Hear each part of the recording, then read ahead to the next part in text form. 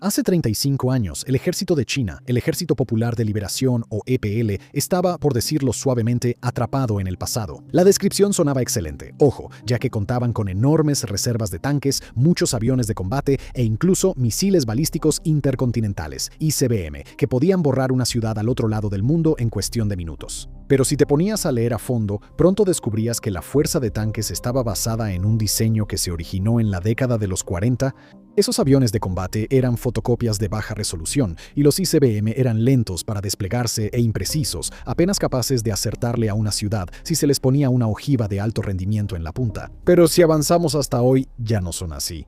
Se necesita una segunda edición de este libro, por así decirlo, y ellos realmente han cambiado todo esto. Lo que antes era una reliquia extensa, enfocada en la cantidad sobre la calidad, ahora se ha transformado en una fuerza mucho más ágil y capaz. Cazas furtivos, misiles de precisión, blindados modernos, portaaviones, drones y un núcleo de tropas mucho más profesional. Hay algunos aspectos que aún necesitan pulirse, sin duda, pero la transformación en su conjunto es realmente impresionante. Y hoy vamos a guiarte a través de esa transformación, analizando los tanques, barcos, aviones, misiles, submarinos, drones y, de hecho, las ideas que han llevado al EPL al siglo XXI. La toma de conciencia. Ahora, hubo varios momentos que hicieron que el EPL despertara y se diera cuenta de la realidad. La discreta paliza que recibieron en la guerra sino-vietnamita de 1979, la crisis del estrecho de Taiwán, de 1995 a 1996, y el bombardeo de su embajada en Belgrado en 1999, para darte solo algunos ejemplos, todos los cuales, a su manera, resaltaron varias verdades incómodas. Pero todos ellos quedaron opacados por el puro terror que fue la Guerra del Golfo de 1991. Ahora, para resumir, para aquellos que no lo saben, en ese entonces Irak tenía uno de los ejércitos más grandes del mundo, generalmente considerado como el cuarto o sexto más grande. Sus tropas también estaban muy curtidas por la guerra, gracias a la guerra entre Irán e Irak, y además tenían un enorme inventario de blindados y artillería. Luego, después de que Irak invadió Kuwait en agosto de 1990 Estados Unidos y una coalición de más de 30 naciones se involucraron en la defensa de Kuwait y simplemente destruyeron su ejército en 43 días. Ladrillo por ladrillo, tanque por tanque, la capacidad de Irak para hacer la guerra fue desmantelada sistemáticamente, primero desde el aire, mientras los puestos de mando, defensas aéreas, centros logísticos, puentes y concentraciones blindadas eran atacados sin descanso. Luego, las tropas entraron para dar el golpe de gracia y la ofensiva terrestre en realidad solo duró alrededor de 100 horas antes de que grandes formaciones colapsaran, se retiraran o se rindieran en masa. Así de rápido, tan pronto como había comenzado, la guerra terminó. Y en cuanto a por qué esto aterrorizó tanto a China, fue por las similitudes evidentes entre su propio ejército y el de Irak. Entonces de ahí surgió la obvia conclusión de que lo que le habían hecho a Irak fácilmente podrían hacérselo a ellos.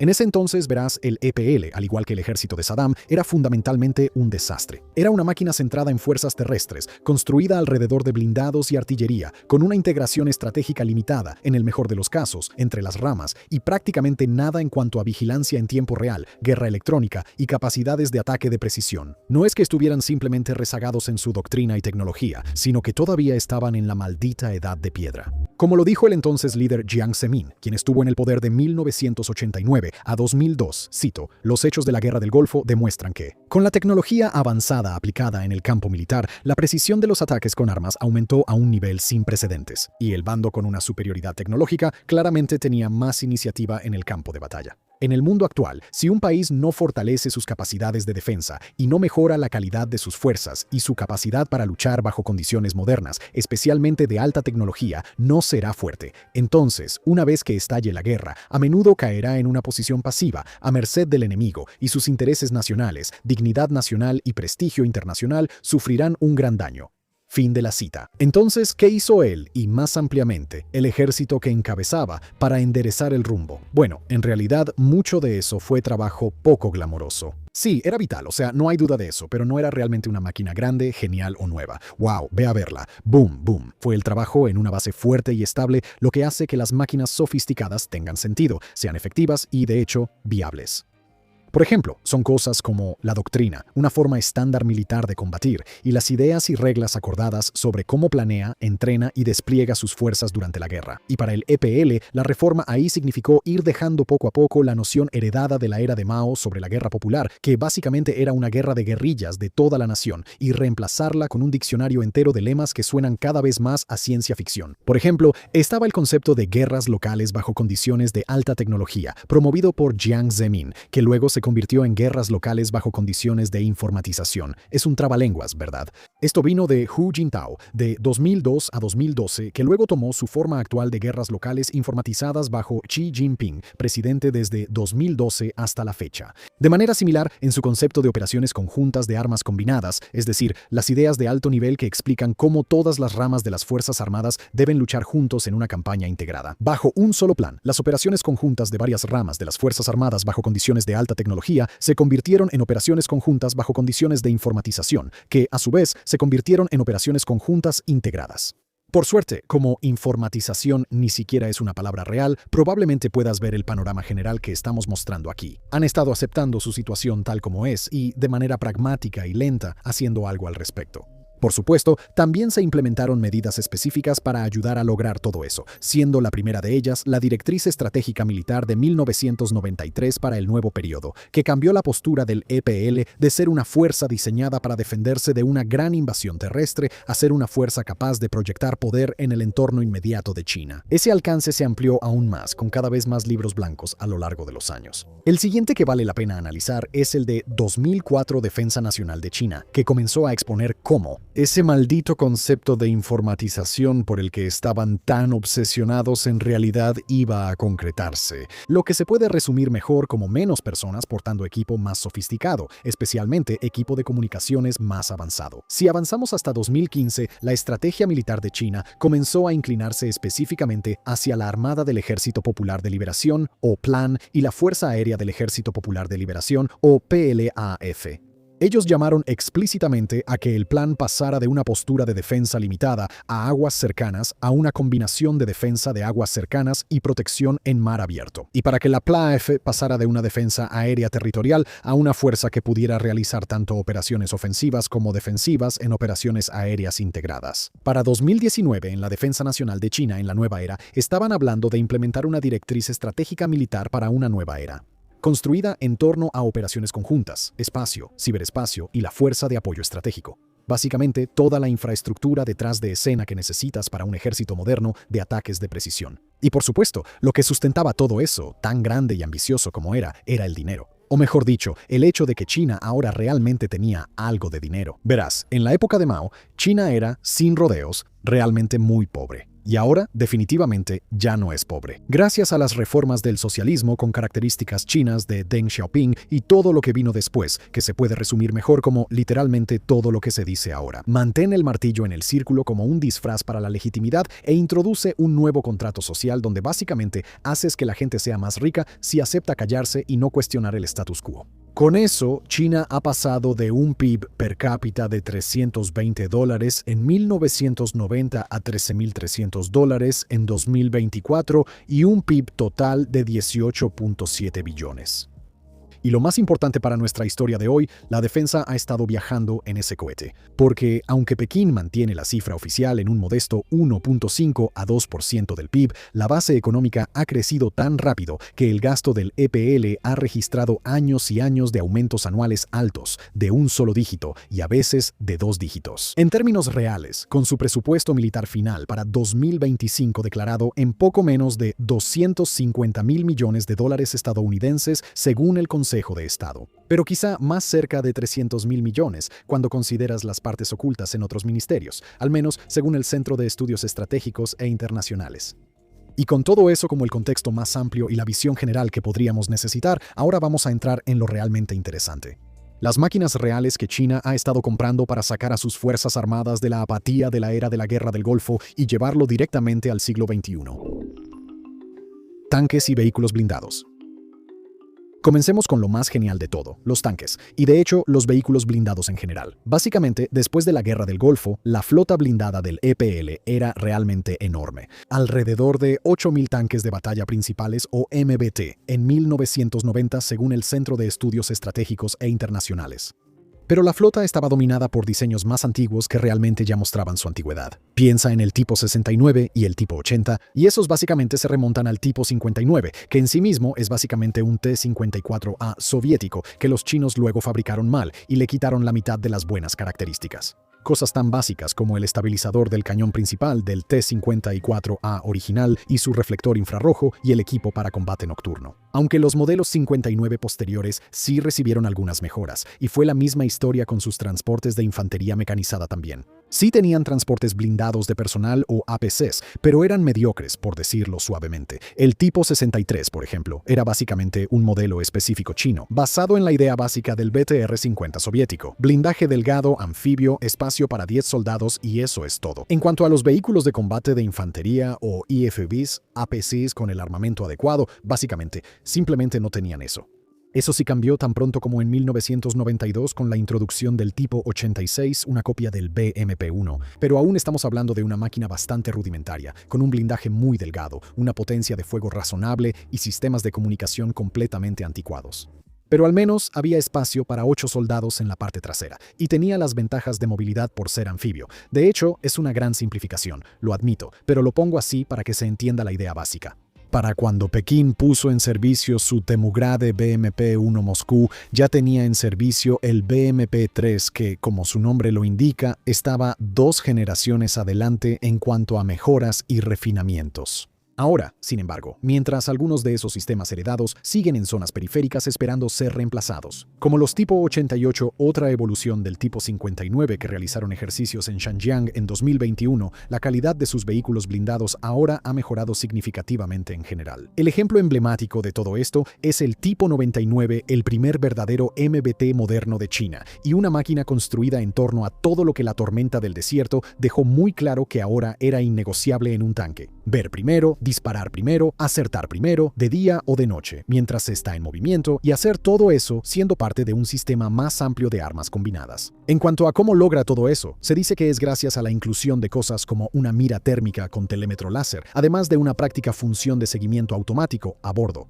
Una mira panorámica independiente de 360 grados para el comandante, tanto de día como de noche, para que el comandante pueda localizar el siguiente objetivo mientras el artillero se encarga de otro. Un sistema completo de control de tiro que incluye cosas como una computadora balística digital, sensor de viento, sistema de referencia de la boca del cañón, funda térmica para el cañón, todo eso, en otras palabras. Un cañón de ánima lisa de 125 milímetros estabilizado en 2 ejes, tanto vertical como lateralmente, alimentado por un cargador automático en carrusel, también permite que una tripulación de 3 personas opere todo de manera eficiente. La información y comunicación a bordo están bien implementadas. Tiene un conjunto completo de radios, sistemas de identificación amigo-enemigo, IFF, y procesamiento de información a bordo.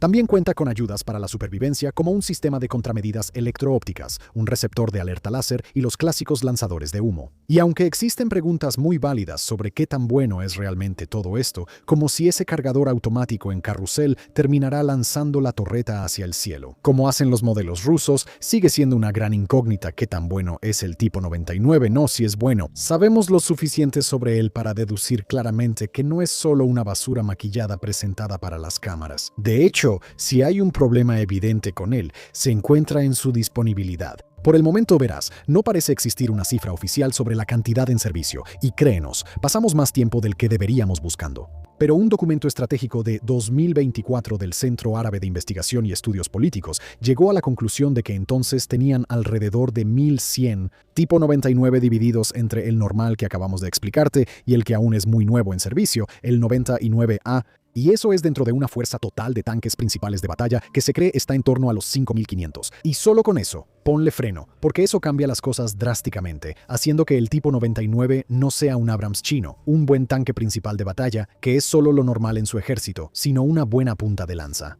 Disponible en cantidades decentes, sí, pero no es el estándar. En cambio, es este, el tipo 96, que es el verdadero caballo de batalla del EPL.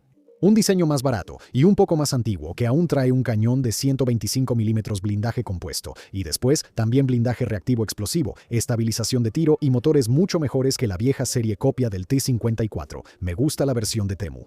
Se cree que tienen alrededor de 2.500 tipo 96 en todas sus variantes, y el resto de la fuerza de tanques principales está compuesta por la mencionada serie Temu, que han terminado relegados a unidades de entrenamiento o guarniciones en zonas apartadas, donde los extranjeros, con sus cámaras que arruinan la narrativa, no suelen deambular. Y esto presenta un problema, porque a partir de eso, podrías inclinarte a asumir que la historia es que están trabajando para que el tipo 99 sea el tanque principal de batalla, lenta pero seguramente. Y una vez que eliminen todos los modelos viejos y obsoletos, entonces empezarán a retirar el tipo 96 y seguirán así hasta que, lleguen los días felices y haya tipo 99 por todas partes. Sin duda, es una suposición válida, pero el problema es que simplemente no sabemos qué están planeando al respecto, porque los mensajes que salen de la República Popular son bastante confusos. Por ejemplo, Xinhua, una agencia de noticias estatal, hizo un gran reportaje en 2014 llamando al tipo 99 el nuevo tanque principal de batalla de nuestro ejército y el AES bajo la manga de China en la guerra terrestre. Pero ese mismo año, el China Daily, en inglés, también estatal, aseguraba a sus lectores que es probable que el ejército chino despliegue el tanque tipo 96B como el pilar de su fuerza blindada, reemplazando la mayoría de sus modelos antiguos. Y luego, solo para confundir aún más las cosas, mira esto, el tipo 100. En resumen, es lo más nuevo y emocionante. Presentado en el desfile del Día de la Victoria de 2025, los medios chinos lo promocionan como un tanque de batalla principal de cuarta generación, con una torreta completamente no tripulada, un cañón principal de 105 milímetros radar avanzado, un sistema de protección activa de interceptación e incluso ayudas de realidad aumentada para la tripulación. Además de algunas palabras de moda sobre IA y combate coordinado altamente inteligente. ¿Por qué es 2026? ¿Por qué no? Los informes occidentales sobre el desfile y el análisis posterior todos coinciden en el mismo panorama general. Una tripulación de 3 personas sentada en la parte baja del casco, una estación de armas remota y sensores apilados en la torreta, además de un sistema de propulsión híbrido diésel eléctrico que puede mover el tanque silenciosamente en modo totalmente eléctrico, reduciendo el ruido y la firma infrarroja. Francamente, no tenemos idea de cuántos tienen ni de cuántos quieren tener. Beijing no nos lo ha dicho. Y ni siquiera ha pasado un año desde que se presentó al momento de escribir esto, así que nos falta evidencia más amplia para poder especular. Pero esa es la situación de los MPC chinos, en pocas palabras, ¿no? Tienen una gran variedad de cosas que parecen perfectamente aceptables, y sin embargo no hay nada concreto sobre los detalles.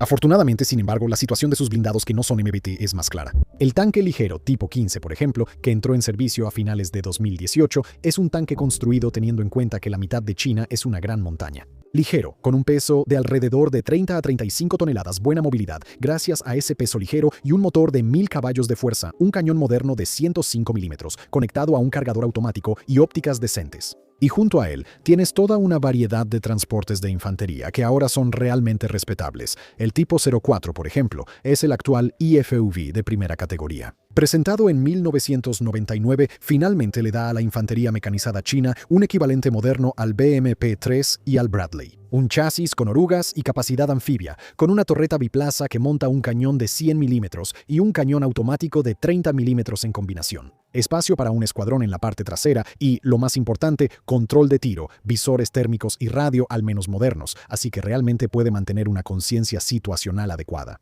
El tipo 08, por su parte, es la respuesta del EPL a las familias occidentales 8x8 como la Striker o la Boxer. Entró en servicio hacia 2008, es un chasis modular con ruedas que viene en todas las variantes habituales. BCI con torreta de cañón de 30 milímetros, transporte blindado de personal simple, puesto de mando, vehículo de reconocimiento y así sucesivamente. Pero lo más importante es que también es anfibio, así que puede cruzar ríos y aguas poco profundas de la costa sin problemas. No es glamoroso, pero discretamente saca a grandes cantidades de la infantería ligera y media de China de camiones destartalados y los mete en algo que realmente puede seguirle el ritmo a los tanques en caminos y senderos y sobrevivir al fuego ligero enemigo. Y hablando de vehículos anfibios, veamos ahora el tipo 05, desarrollado específicamente para el Cuerpo de Infantería de Marina de la Armada del Ejército Popular de Liberación, metiendo todos los nombres en uno solo, ¿verdad, China? Es toda una familia de vehículos anfibios de asalto rápido construidos sobre el mismo casco, con una variante USI con una torreta de cañón de 30 milímetros y un cañón de asalto con un cañón de 105 milímetros de bajo retroceso montado encima, siendo estos los ejemplos más interesantes. Ambos están diseñados para cruzar el agua a velocidades bastante ágiles, alrededor de 20 y tantos kilómetros por hora cuando van a toda velocidad, antes de apagar los propulsores a chorro, subir por la playa y avanzar tierra adentro. En otras palabras, donde el equipo antiguo básicamente eran transportes blindados flotantes, el tipo 05 le da a los infantes de marina algo que realmente puede mantenerse al ritmo, realmente puede comunicarse con los demás y realmente puede abrir una brecha adecuada en la costa, en lugar de ser solo lastre con una ametralladora. Y podríamos seguir. En serio, China ha introducido muchos vehículos desde la Guerra del Golfo, pero ya entiendes la idea. Han pasado de imitaciones bastante malas del T-54 y clones destartalados del BMP-1 a una flota escalonada de blindados pesados, ligeros, sobre ruedas y anfibios que, en su mejor versión, sin duda pertenecen al club moderno. Claro, todavía hay algunos equipos viejos todavía en zonas periféricas, pero como regla general, no hay duda de que los vehículos blindados de China han avanzado muchísimo. Aeronaves.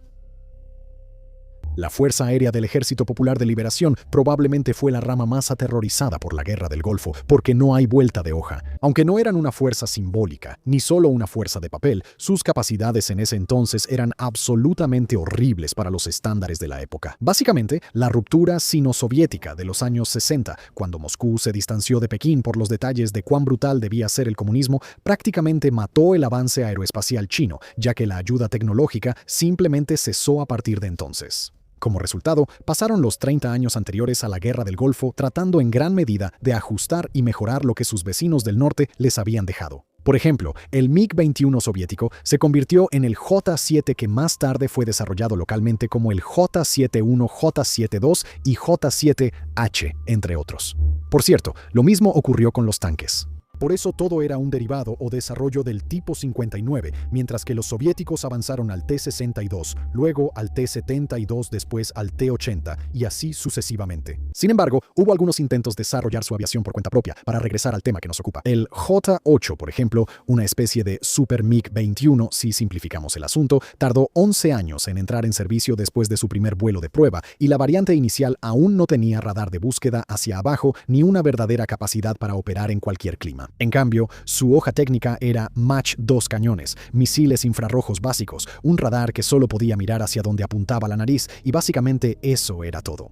Por supuesto, lo siguieron perfeccionando, pero incluso el J-8A, el modelo más avanzado para la Guerra del Golfo, todavía no tenía radar de búsqueda hacia abajo y su electrónica era sorprendentemente poco confiable. Luego estaban los proyectos avanzados que intentaban superar los límites en ese periodo, los cuales simplemente fracasaron por completo. Considera el J-9 como ejemplo. Su desarrollo comenzó en 1964 y estaba destinado a ser el Interceptor, un nuevo estándar global que superaría Mach 2.5, ascendería hasta 23.000 metros en menos de 2 minutos y tendría radares de última generación y misiles de todo tipo por montones. Y no resultó nada de eso, ya que el programa fue cancelado en 1980. Caray, ni siquiera pudieron hacer un avión comercial moderno decente sin que todo se fuera al demonio. Con su principal intento, el I-10, del cual solo se fabricaron 3 prototipos antes de que fuera cancelado en 1984, porque sería más barato simplemente comprar aviones extranjeros, y los extranjeros eran mejores. Y eso sin mencionar las capacidades más amplias que simplemente no tenían, por ejemplo, AWACS. Le habían puesto un gran radar encima a un Tu-4, que en sí mismo era una copia no autorizada y hecha mediante ingeniería inversa del B-29, armada por los soviéticos. Le metieron unos turbohélices y eso fue todo. Un solo prototipo llamado KJ-1. Luego, su desarrollo fue cancelado cuando se descubrió que tenía problemas de vibración que no se podían arreglar. De manera similar, el combate aéreo fuera del alcance visual era básicamente algo que no podían hacer. Simplemente no tenían los misiles. Así como tampoco tenían ninguna capacidad de ataque de precisión, la misma que permitió destruir tan rápidamente al ejército de Sudán, ni capacidades de ataque estratégico. Pero ahora no hay vuelta de hoja. Son líderes mundiales y tienen, con toda probabilidad, la segunda mejor fuerza aérea del mundo, solo detrás de Estados Unidos. Comencemos con la gran estrella, el J-20, un caza furtivo bimotor de aproximadamente 20 metros de largo, capaz de operar en todo tipo de clima, que entró oficialmente en servicio en 2017 y ahora parece existir en una cantidad superior a 300 unidades si las estimaciones occidentales son correctas. Debajo de la superficie también tiene todas las cosas que habrían emocionado bastante a los ingenieros chinos de 1991. Un gran radar de matriz activa de exploración electrónica en la nariz, un sistema de búsqueda y seguimiento por infrarrojos y otros sensores pasivos distribuidos por todo el fuselaje y una cabina de cristal adecuada para fusionar toda esa información. La bahía de armas central también puede transportar al menos 4 misiles PL-15 que según informes tienen un alcance de 200 kilómetros y las alas pueden llevar aún más si no les importa sacrificar su perfil furtivo. No es exactamente un MiG-21 disfrazado, ¿verdad? Y de hecho, incluso los cazas modernos más comunes de China están a años luz de cualquier cosa que tenían en servicio a principios de los 90. El J-10, por ejemplo, es una máquina monomotor multipropósito con su propio radar AESA, miras montadas en el casco, misiles PL-15 y una cabina completamente digital. Básicamente es un caballo de batalla que hace de todo y va a todas partes, mientras que el J-16 biplaza es un gran caza de ataque de largo alcance que puede cargar una cantidad impresionante de bombas guiadas de precisión y misiles antibuque bajo sus alas, guiados por sensores modernos y enlaces de datos. También tiene una cabina de cristal adecuada, en lugar de lo que sea que se suponía que era este revoltijo analógico de sus predecesores. Y no podemos olvidar los bombarderos estratégicos, los grandes, de los cuales China actualmente es una de solo 3 naciones en el mundo que siquiera los tienen. Las otras 2 son Rusia y Estados Unidos.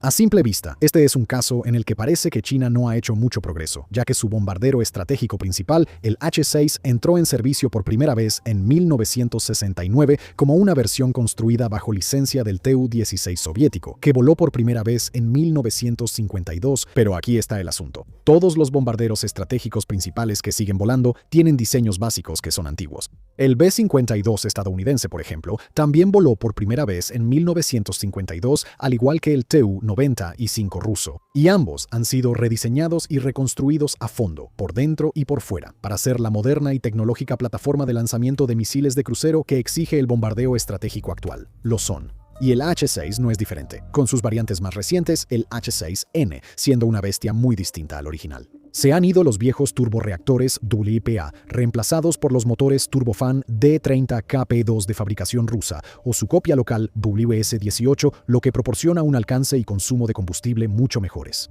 La bodega de bombas de todas las cosas ha desaparecido, reemplazada por tanques de combustible más grandes y espacio. Para un solo y enorme misil balístico como el JL-1, con capacidad nuclear, colocado debajo de la línea del fuselaje, complementado por pilones bajo las alas, que además pueden portar misiles como el misil de crucero CJ-20 y el misil hipersónico IJ-21, la aviónica, totalmente renovada. Así que sí, es un diseño antiguo. Pero como ejemplo de que China se está quedando atrás, no es así. También tienen un bombardero furtivo adecuado y un B-2 en desarrollo, una capacidad que actualmente solo tiene Estados Unidos. Pero como expliqué en detalle en un video reciente, sabemos todo sobre el H-20 como se le ha llamado. Está en camino. Va a ser un bombardero furtivo genuino, y eso es básicamente todo lo que sabemos. Y todas esas capacidades que China no tenía durante la Guerra del Golfo, bueno, sí, ya las tienen cubiertas también. Tomemos el AWACS como ejemplo. Mientras que antes ni siquiera podían poner en funcionamiento un viejo y destartalado KJ-1, ahora cuentan con toda una gama de aeronaves de alerta temprana. Grandes aviones de mando y control basados en el IL-70 y 6 en el KJ-2000, KJ-200 y KJ-500 más pequeños, con turbohélice para cubrir los huecos y vigilar la costa, y ahora incluso KJ-600 embarcados en portaaviones. Todos ellos son plataformas bastante aceptables, según la información que realmente tenemos. Luego está el transporte aéreo estratégico, algo que China ahora puede hacer adecuadamente gracias al IT-20, su primer transporte propio, más o menos equivalente al C-17, puede transportar alrededor de 60 toneladas de equipo y hasta un solo tanque tipo 99 o un par de tipo 15 a distancias intercontinentales, y se cree que China tiene alrededor de 100 de estos aviones. Esta es una verdadera capacidad para desplegar brigadas de tropas y blindados por Asia vía aérea, en lugar de hacer lo que pudieran con los pocos IL-76 de sobra que la URSS y más tarde Ucrania y Rusia pudieron venderles. Ya hemos mencionado el combate fuera del alcance visual, simplemente al decir que el PL-15 ya existe cuando hablamos del J-20, pero el hecho de que tengan esa capacidad va mucho más allá de solo tener un buen misil. En realidad, lo que importa es toda la cadena que lo rodea. Los radares AESA modernos en las narices de los J-10, CJ-16 y J-20 que, al menos en teoría, pueden ver a esas mismas distancias de cientos de kilómetros a las que puede llegar el PL-15. enlaces de datos tácticos que permiten a los cazas compartir discretamente información entre sí y con los puestos de mando en tierra, y esos aviones de alerta temprana que acabamos de conocer, proporcionando una visión mucho más amplia desde cientos de kilómetros de distancia. Agrega computadoras de misión y software adecuados para organizar, depurar y priorizar todos esos datos vitales, y de repente un piloto de la PLAF ya no solo apunta el radar de su propio avión hacia una señal y espera. Él es solo uno más dentro de una enorme cadena de ATA que puede transferir objetivos y seguir proporcionando actualizaciones de guía a misiles que ya están en vuelo. Y eso es un gran cambio en general, ¿no es así? De una fuerza aérea que apenas tenía la capacidad suficiente para disuadir una invasión a gran escala, a lo que creemos firmemente que es la segunda mejor fuerza aérea del mundo. Estados Unidos la supera, por supuesto, porque sus capacidades y números están en otra liga completamente, de hecho, en una liga propia. Pero ¿quién más se acerca a China y lo que pueden hacer ahora? Nadie. Así de simple. Missiles. Y ahora una capacidad que China ha mejorado a tal grado absurdo que hay muchas posibilidades de que sean los mejores en eso, punto. Y eso por supuesto son los misiles. El título de la sección lo delató, ¿verdad? Y realmente deberíamos enfatizar la palabra absurdo al describir lo lejos que han llegado también. Porque durante la Guerra del Golfo, el segundo cuerpo de artillería, precursor de la actual fuerza de cohetes del Ejército Popular de Liberación, seguía siendo, en esencia, un elemento de disuasión nuclear. Una unidad equipada con un pequeño inventario de sistemas grandes y lentos de usar, y básicamente nada en cuanto a capacidad moderna de ataque de precisión. En gran parte, esto se debía a la casi total ausencia de infraestructura de apoyo, porque un sistema de misiles eficaz no es solo la parte que explota. Son los satélites, sensores, enlaces de datos y sistemas de mando los que te permiten encontrar un objetivo, ingresar las coordenadas y seguir actualizándolas conforme evoluciona la situación en el terreno. Y luego, finalmente, guiar la propia munición hasta el destino final. Ahora, sin embargo, tienen todo eso y más. Como ejemplo, Beidou, una alternativa de GPS desarrollada localmente, se activó primero a nivel regional en el año 2000 y luego a nivel global en 2020, permitiendo que China navegue y guíe armas con su propia señal de navegación por satélite, en lugar de depender de una red controlada por Estados Unidos. Los satélites de radar Galfen 3, que ahora vuelan en una pequeña constelación Lancea alrededor de la Tierra en una órbita heliosincrónica de 755 kilómetros, lo cual es perfecto para encontrar y rastrear barcos, de modo que los misiles de largo alcance realmente tengan algo preciso a lo que apuntar.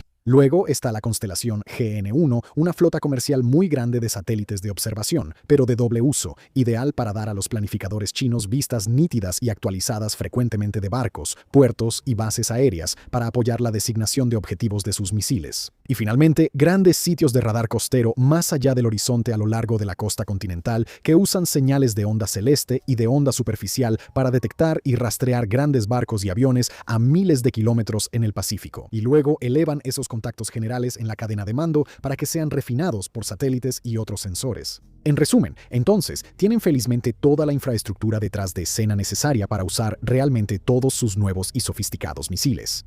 Y si te lo preguntabas, salvo por unos pocos casos excepcionales como Estados Unidos, muy pocas naciones tienen algo como toda esta cadena a gran escala y realmente integrada en una sola gran cadena de ataque lista para usarse. Y en cuanto a los propios misiles nuevos y sofisticados, tenemos dos palabras para ti: hipersónico. Bueno, creo que es una sola palabra. George escribió este episodio, es decir, Mach 5 o más. Como referencia, la velocidad del sonido al nivel del mar, porque su velocidad varía dependiendo de la altitud, por razones de las que realmente no necesitamos preocuparnos. Hoy en día es de 1.235 km por hora o 6.175 km por hora para un Mach 5 completo.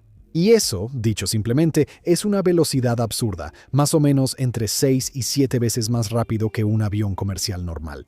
Y no estamos hablando solo de algo teórico o de papel, un misil de esos que sí existe, pero nunca lo ves. Créeme, hermano. No, es una capacidad real y desplegada. Considera como ejemplo el DF-17, un misil balístico móvil por carretera con un alcance de 1.800 a 2.500 kilómetros que lleva un vehículo planeador hipersónico en la parte superior. Presentado públicamente por primera vez en 2019, se cree que tiene una velocidad final de aproximación superior a Mach 5. El GJ-21 es un misil balístico antibuque para la Marina, típicamente lanzado desde destructores tipo 55. Fue presentado en 2022. Se cree que tiene un alcance de aproximadamente 1.000 a 1.500 kilómetros y velocidades de alrededor de Mach 6 o más. Básicamente, está diseñado para destruir portaaviones.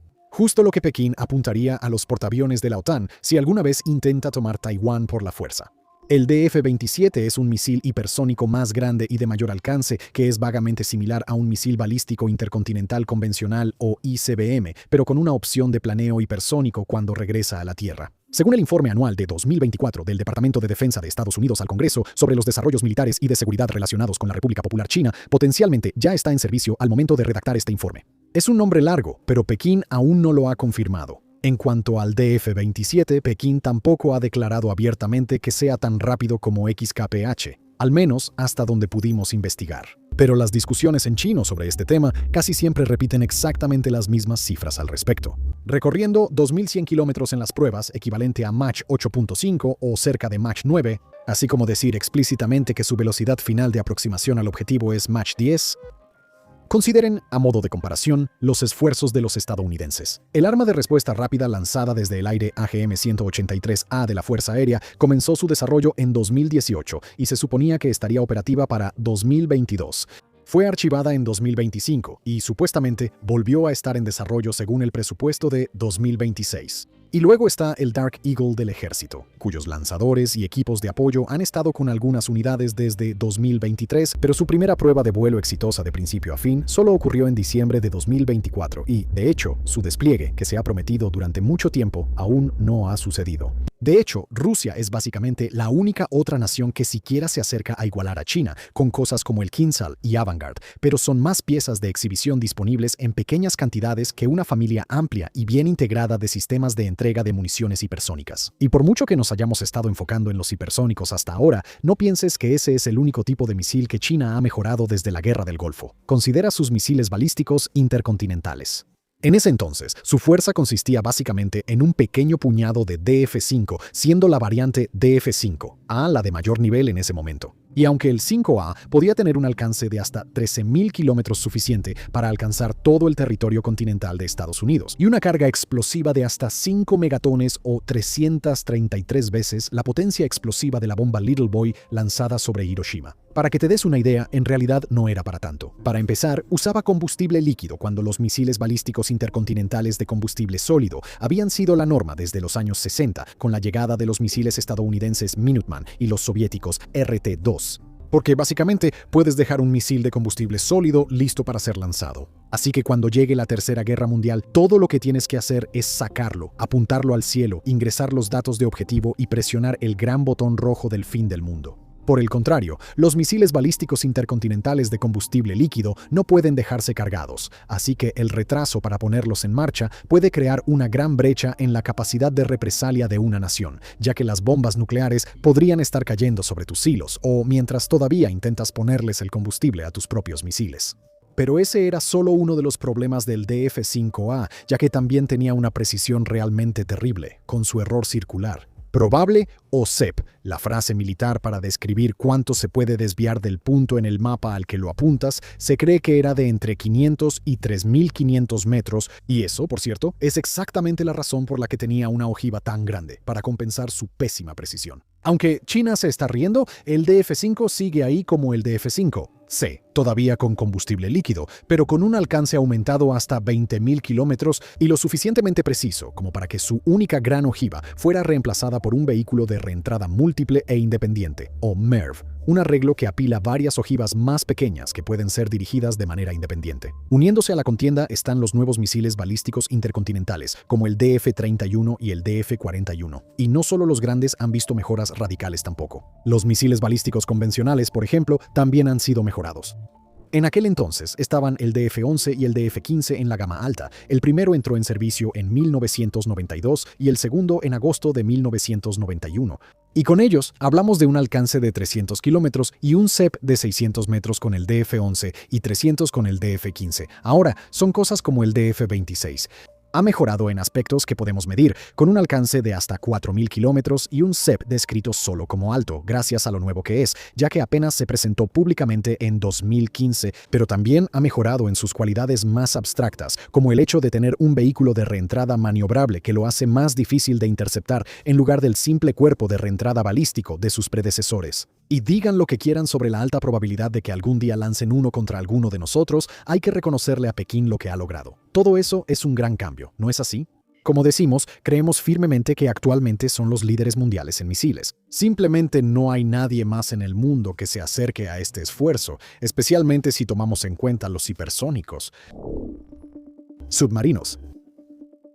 Ahora, después de hablar de un área que China ha llegado a dominar, nos encontramos hablando de un área en la que todavía tiene bastante trabajo por hacer: submarinos. Llegada la Guerra del Golfo, China en realidad tenía una fuerza de submarinos bastante considerable, pero claro, eso solo era considerable a simple vista, porque sí, tenían 63 cascos en servicio en total, pero la mayoría de ese número estaba compuesta por esto: el submarino de ataque tipo 033, una copia de la clase soviética Proyecto 633, que era impulsado por diésel, rudimentario y originalmente data de 1957. Rudimentario, crude, no tripulado. Por supuesto sería rudimentario y tosco, pero al menos realmente era capaz de operar completamente bajo el agua, gracias a elementos de diseño tomados del tipo 21 nazi. También tenían este tipo 35, una versión mejorada del tipo 33. Básicamente, dejó de lado el antiguo diseño de doble eje del Proyecto 633 por un sistema de transmisión de un solo eje más potente que era más rápido y, lo más importante, más silencioso. Y si crees que eso suena bastante bien para un submarino de los años 90, déjame detenerte ahí mismo y explicarte que, en realidad, no lo era.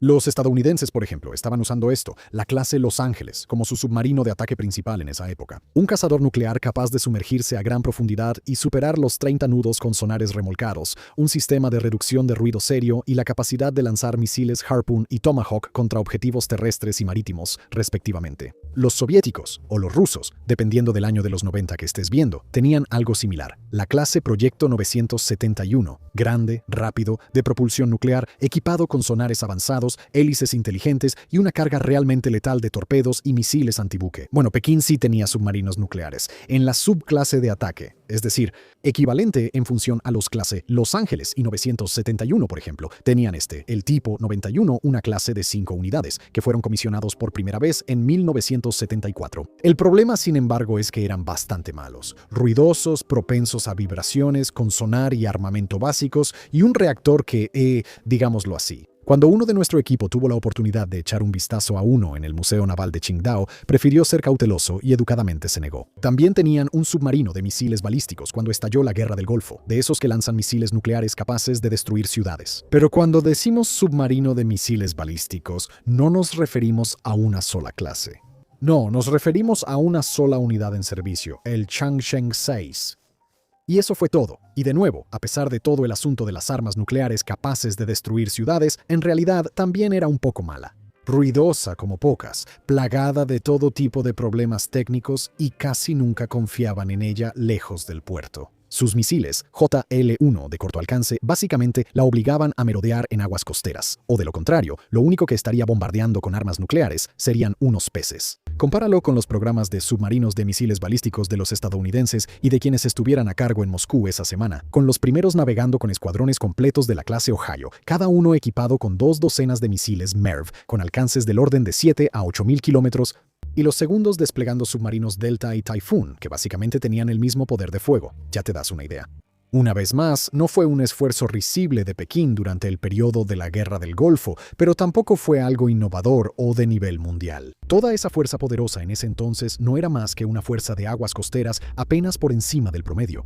Una que no podía, de ninguna manera significativa, proyectar poder a nivel internacional. Y ahora, bueno, en realidad, como dijimos al principio de este capítulo, todavía les falta camino por recorrer, siendo sinceros, pero aún así están a años luz de donde estaban antes. Los tipo 33, por ejemplo, ya no existen, y los únicos que quedan son barcos museo. Sin embargo, los tipo 35 siguen en servicio como una especie de relleno en la flota, mientras Pekín trabaja en diseños más modernos y avanzados. Pero han sido actualizados radicalmente solo para al menos intentar mantenerlos competitivos. El tipo 35G, por ejemplo, incorporó un sistema moderno de control de tiro para que pudiera disparar torpedos antisubmarinos guiados por cable, no solo los anticuados torpedos de línea recta en los que tienes que hacer los cálculos y disparar.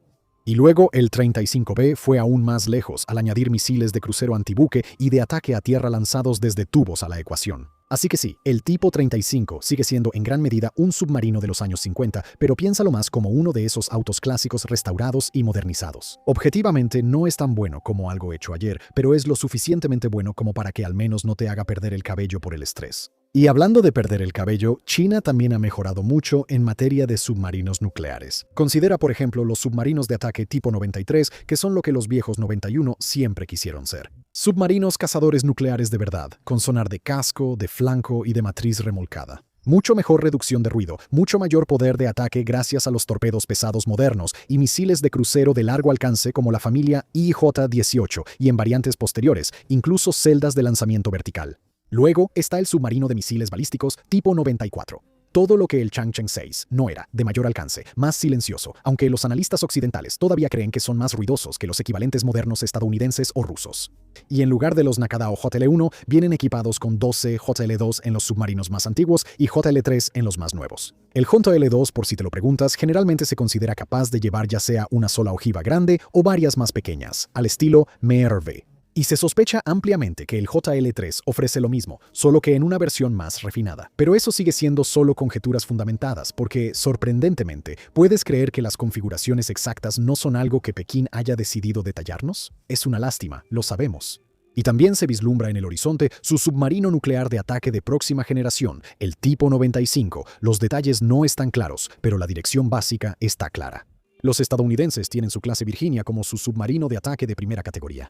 Silencioso, de largo alcance, lleno de sensores y misiles de crucero, y el tipo 95 será como un submarino de la clase Virginia con características chinas, un casco más ancho para ocultar más equipo y mantener todo más silencioso, y una batería más grande de celdas de lanzamiento vertical. Sin embargo, como decimos, aunque esto sin duda es una gran mejora respecto a lo que tenían durante la Guerra del Golfo, todavía queda trabajo por hacer aquí. De hecho, los submarinos probablemente sean la parte del EPL que más necesita atención. Luego está el tema de los tipo 39, A, B y C, una serie de clases de submarinos diésel totalmente nuevas. Son buenos para los estándares de submarinos diésel, con propulsión independiente del aire, un nivel de silencio decente y una resistencia bajo el agua respetable, pero siguen siendo solo submarinos diésel. Y como decimos, gracias a que Estados Unidos elevó el estándar, el diésel ya no es lo propio de una potencia submarina de primer nivel. Además, considera las cifras. Dependiendo de las fuentes y el año exacto que estés considerando, los cálculos de fuentes abiertas suelen poner a China en alrededor de 60 submarinos en total, incluyendo aproximadamente 6 del tipo 94 y una cantidad de submarinos de ataque nuclear de un solo dígito, siendo el resto diésel. Y aunque eso no está nada mal, el Reino Unido tiene 9 submarinos, la India tiene 18, no hay vuelta de hoja. No es nada comparado con lo que tienen Estados Unidos y Rusia, ya que el primero cuenta con 67 submarinos todos nucleares y el segundo ronda entre 50 y 60, con una proporción mucho mayor de ellos con reactor en comparación con la flota de China. En resumen, China claramente ha avanzado mucho bajo las olas, pero no es un líder global en este campo. Y no hay vuelta de hoja.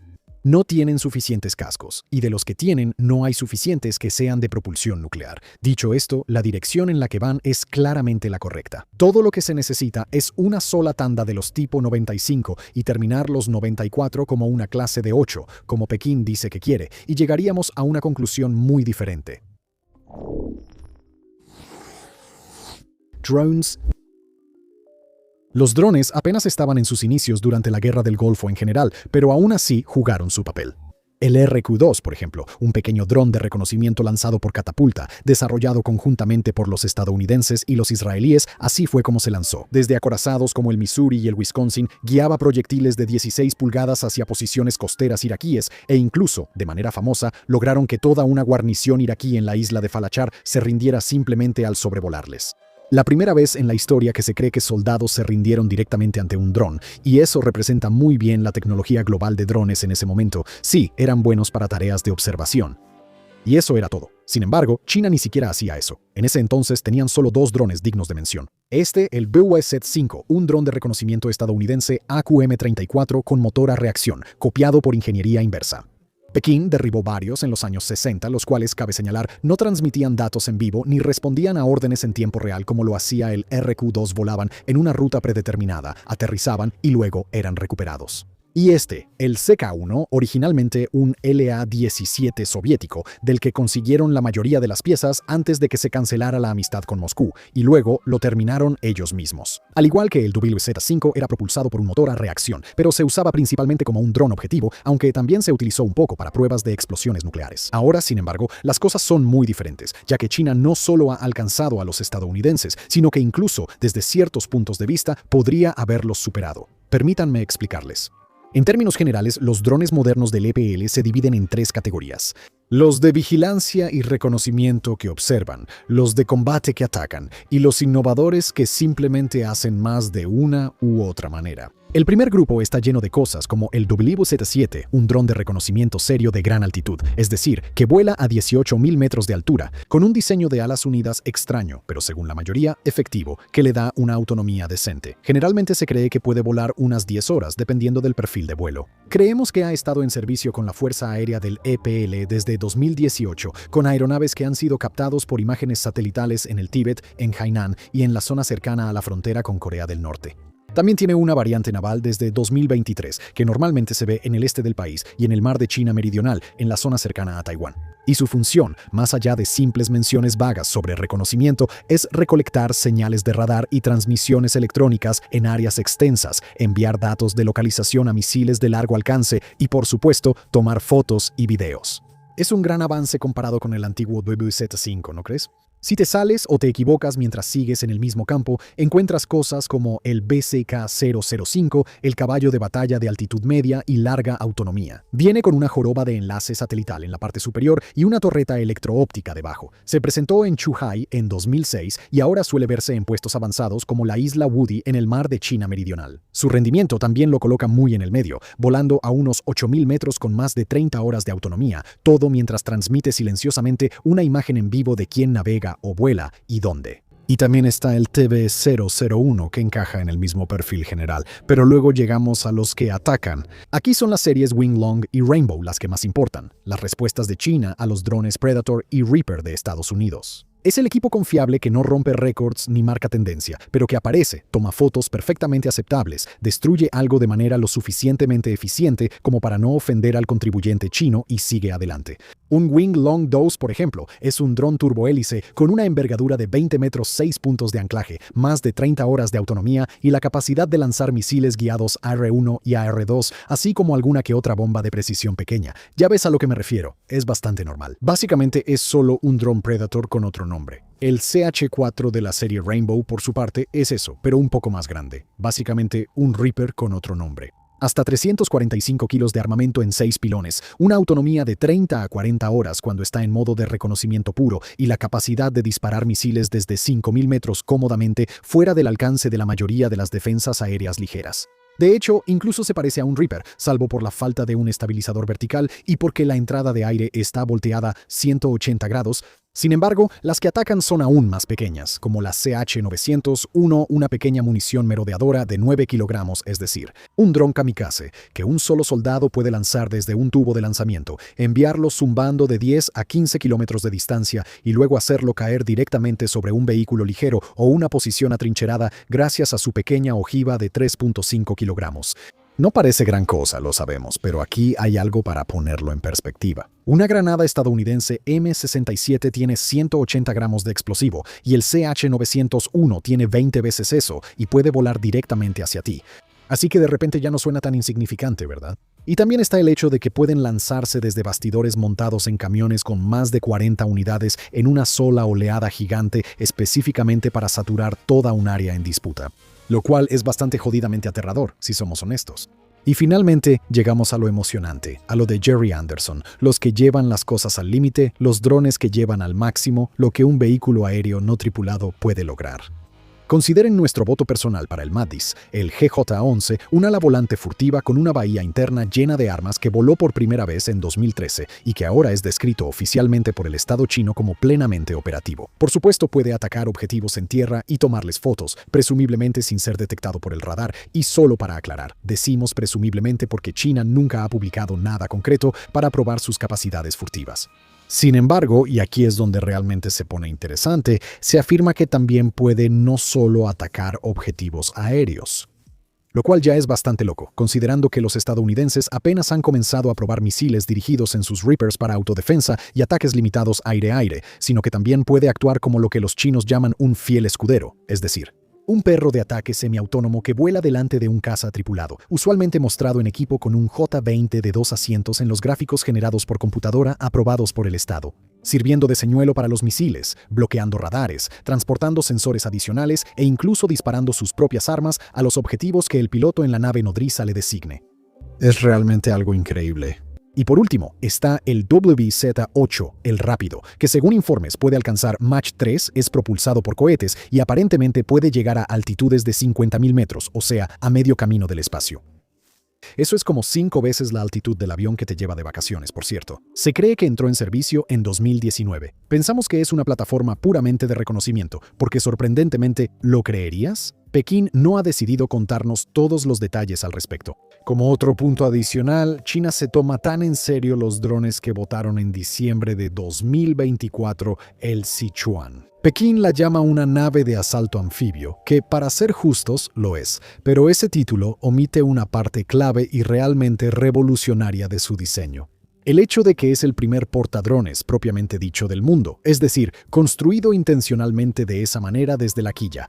No ha sido puesta en servicio al momento de escribir esto, ya que todavía está en pruebas de mar. Pero los medios estatales chinos están dejando muy claras sus capacidades futuras, y un artículo de Xinhua señala tranquilamente que está diseñada para transportar docenas de helicópteros y drones en sus hangares y en su cubierta, y que la característica principal es una catapulta electromagnética y sistema de frenado, específicamente dimensionados para aeronaves no tripuladas de ala fija. Como lo expresó Global Times en su cobertura sobre el lanzamiento del Sichuan, es la primera nave de su tipo en el mundo.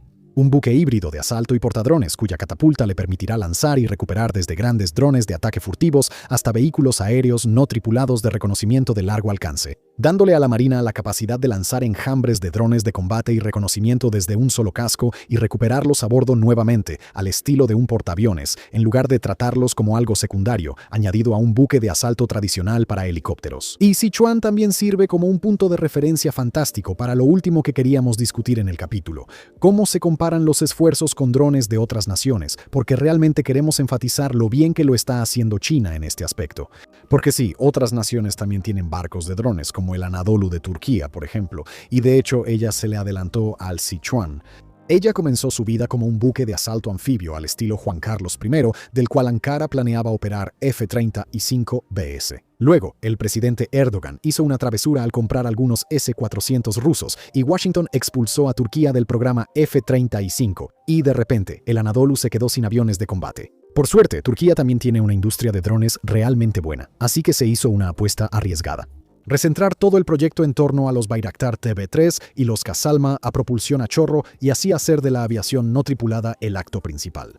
El resultado fue que, cuando el Anadolu finalmente entró en servicio en 2023, Ankara estuvo más que feliz de presentarlo como el primer portadrones dedicado del mundo, lo cual era cierto, pero el Sichuan sigue siendo el primero construido intencionalmente para drones desde el primer día. También están el Shahed Madhabi y el Shahed Bahman Bagheri iraníes, si es que ya han sido hundidos para cuando se publique esto. Buques portacontenedores convertidos en portadrones en los últimos años, y eso es literalmente todo en el mundo para portadrones, así que sí, China lo está haciendo bien aquí. Como de hecho, lo están haciendo con todos sus drones, porque no olvidemos que durante la Guerra del Golfo, su esfuerzo estuvo encabezado por 2 modelos extranjeros de reconocimiento anticuados y obtenidos por ingeniería inversa. Portaaviones. Realmente hemos dejado lo mejor para el final aquí, porque si hay algo en lo que China realmente ha dado un giro después de la Guerra del Golfo, quizás incluso más que en sus misiles o sus drones, es en sus portaaviones. ¿Por qué? Bueno, porque cuando Saddam se estaba sacudiendo la vergüenza de encima, China no tenía ningún portaaviones, ni uno solo, y tampoco había tenido nunca ninguno. Esas cosas eran exclusivas de los grandes, de las verdaderas potencias mundiales, y China, como hemos visto en muchas introducciones de capítulos, simplemente no era miembro de ese club en aquel entonces. Pero eso había sido una ambición de ellos desde hace mucho tiempo, así que ya tenían algo en su poder. El HMAS Melbourne, un portaaviones australiano puesto en servicio en 1955, que compraron en 1985 solo para desguazarlo, por supuesto. No para hacer nada indebido, como por ejemplo quitarle todos sus sistemas más críticos y complejos, como una catapulta de vapor, y luego hacer ingeniería inversa para aprender todos sus secretos por sí mismos. Definitivamente no fue eso, era por el metal de desecho. Y así fue después de la Guerra del Golfo, cuando empezaron a tomarse en serio la modernización militar. Ya tenían un pie tímidamente sumergido en el mundo de los portaaviones. Aún así, estaban muy lejos de tener un portaaviones listo para operar, por supuesto. Después de todo, son máquinas bastante complicadas, pero era una ventaja inicial que ciertamente no les hizo ningún daño. Después, empezaron a adquirir más portaaviones viejos y llenos de problemas. Esta vez aprovechando el hecho de que la Unión Soviética se había derrumbado. Así que había gente que básicamente los regalaba, siempre y cuando, de nuevo, prometieras desmantelarlo y no hacer nada indebido con él. El Minsk fue el primero, un viejo portaaviones de la clase Kiev que la recién independizada Rusia retiró del servicio en 1993 y luego vendió como chatarra en 1995. Luego fue el Kiev, el barco principal de su clase homónima, también retirado del servicio en 1993, pero vendido en 1996. Y finalmente fue el Variag, un portaaviones de la clase Kuznetsov, botado en 1988, pero cuya construcción fue abandonada al 68% de avance debido al colapso de la Unión Soviética. Finalmente terminó en China en 2002. Hoy en día, Pekín nunca ha admitido abiertamente su engaño de aquel entonces. Pero de vez en cuando se les escapa, como en este pequeño extracto de un artículo de 2011 escrito, editado, revisado, censurado y publicado por la Administración Estatal de Ciencia, Tecnología e Industria. Cito: en la década de los 80, China desmanteló el portaaviones retirado de la Marina Australiana HMAS Melbourne y, al hacerlo, acumuló algunos conocimientos básicos sobre la construcción de portaaviones.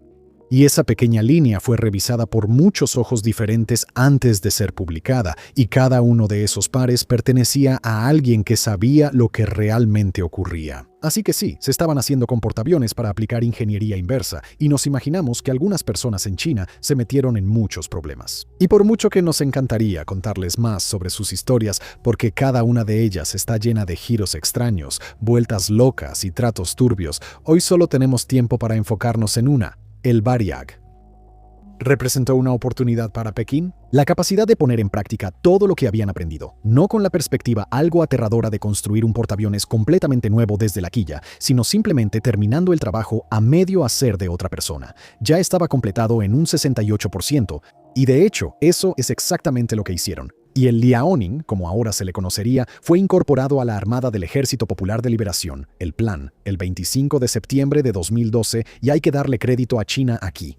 No es un superportaaviones al estilo Nimitz, pero han hecho un trabajo perfectamente respetable. El Liaoning salió al mar como un portaaviones de la clase Kuznetsov completamente modernizado, con despegue corto pero detenido por cables de arresto, con una gran rampa de esquí en la proa para despegar y cables de arresto para la recuperación y, básicamente, todo un sistema de combate chino bajo la superficie. Ella mantuvo turbinas de vapor convencionales en lugar de optar por algo exótico o nuclear, y con una carga típica lleva 24, J-15, 10, Z-18 y 2 Z-9 en su interior. ¿Ves a lo que nos referimos? No es revolucionario, ni está llevando los límites al máximo, pero es un portaaviones legítimo, funcional y moderno, así que sigue siendo algo muy importante, ya que no hay muchas naciones que siquiera tengan uno. Se vuelve aún más importante cuando consideras que es un barco gemelo del almirante Kuznetsov. Para quienes no lo sepan, la historia corta es que la Rusia independiente la mantuvo funcionando con cinta adhesiva hasta 2017 y desde entonces ha estado amarrada, con una fecha de regreso al servicio que sigue retrasándose una y otra vez. ¿Pero qué hay de China?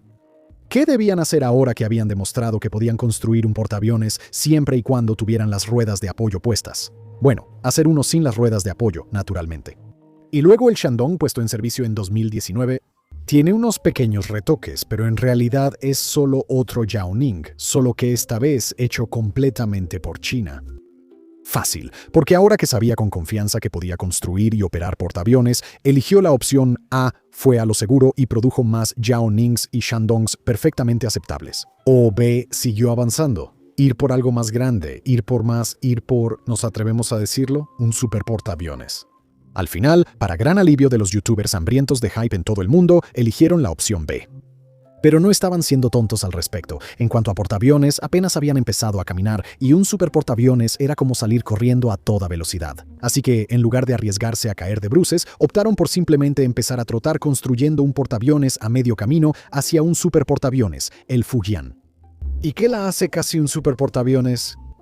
Bueno, es el primer portaaviones chino en incorporar completamente una catapulta. Melbourne estaría orgulloso y tiene una cubierta plana en lugar del método de rampa inclinada y aceleración brusca de sus hermanas mayores, lo que significa que puede lanzar aviones completamente cargados. Además, como tiene un desplazamiento de unas 80.000 toneladas, también puede transportar muchos más aviones que sus hermanas, y las fuentes chinas suelen decir que puede llevar entre 60 y 65 aviones. Lo más importante es que de esos aviones, todos menos 10 son de ala fija, en lugar de la proporción de 2/3 de aviones de ala fija y 1/3 de helicópteros que Liaoning y, por lo tanto, Shandong 2 pueden acomodar. En cuanto a lo que le falta a Fujian para ser un super portaaviones, principalmente es una sola cosa a la que la gente señala. No es de propulsión nuclear, pero no te preocupes, porque como decimos, China está abriéndose camino en el club de los superportaaviones, lenta y cuidadosamente, y el siguiente, el aún no bautizado tipo 004, parece que sí lo será. Propulsión nuclear, desplazamiento de 120.000 toneladas, espacio para hasta 100 aeronaves y hasta 5 catapultas individuales, según los números que normalmente se manejan. Y eso, lo veas como lo veas, es un superportaaviones. Las opiniones están divididas sobre lo que vendrá después, aunque la mayoría cree que, una vez que China haya alcanzado básicamente el máximo de lo que es posible hacer con un portaaviones, una clase de 6 tipo 004 está en camino. Y los propios chinos, bueno, se muestran tan vagos como de costumbre al respecto. Pero ya sea por parte de los medios estatales o del propio gobierno, hay un hilo conductor en todos sus comentarios sobre el tema. No van a estar satisfechos con solo 4 portaaviones. Todo un éxito entonces en general, ¿no es así? Teniendo en cuenta que hace 40 años su única experiencia con portaaviones era desmantelarlos para chatarra, supuestamente. Y con eso creemos que es suficiente por hoy. Video largo, ¿verdad? Por supuesto, hay más de lo que podríamos hablar. Y de hecho, hay varios otros apartados que dejamos fuera de este episodio. Pero para darte una idea general de la dirección con claros altibajos, lo que te mostramos hoy es más que suficiente.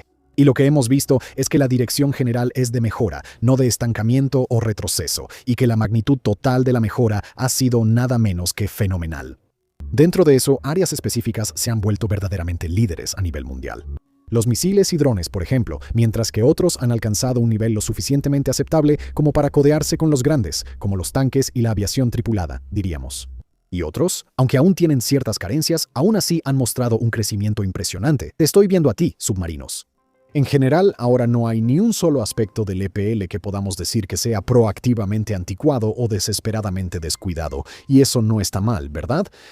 Hace 35 años apenas era lo suficientemente bueno para convencer a Margaret Thatcher de que intentar mantener Hong Kong por la fuerza sería una idea tonta, y cuyo general pasó la Guerra del Golfo memorizando cómo decir «me rindo» en americano. Eso no quiere decir que no haya problemas más allá de que algunos equipos todavía necesiten trabajo, porque sí, definitivamente los hay. Y son cosas como el hecho de que nadie en el EPL ha disparado un arma en combate real. Eso significa que hay divisiones enteras de tropas que necesitan superar el hecho de que sí hay un ser humano en la mira.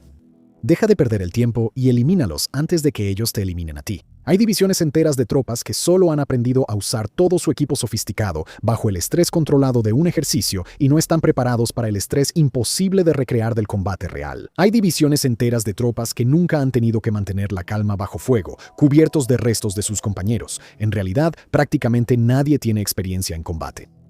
Zhang Youxia, Yu Zhenli y Wang Haijiang son prácticamente los únicos oficiales superiores que conocemos que han estado en combate, todos en la guerra chino-vietnamita de 1979.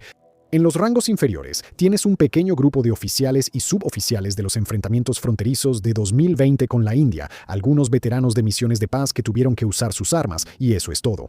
Y luego están los problemas más aburridos, pero igual de serios. Hablamos de corrupción que nunca desaparece, sin importar cuántos altos mandos hagan el paseo de la vergüenza esposados en la televisión. Una cultura de mando que todavía se inclina hacia la microgestión de arriba hacia abajo y el cumplimiento político, con oficiales más temerosos de molestar al partido que de perder una oportunidad táctica. Sistemas logísticos que funcionan muy bien moviendo equipo dentro de China, pero que se convierten en verdaderos cuellos de botella en cuanto se trata de mantener operaciones grandes y complejas más allá de sus costas o en el Océano Índico, y así sucesivamente. Aún así, ¿qué transformación tan completa? Y como hemos visto a lo largo del episodio con cosas como el tanque principal de batalla tipo 100 y el portaaviones tipo 004, ciertamente no parece que tengan planes de quitar el pie del acelerador pronto. Gracias por vernos.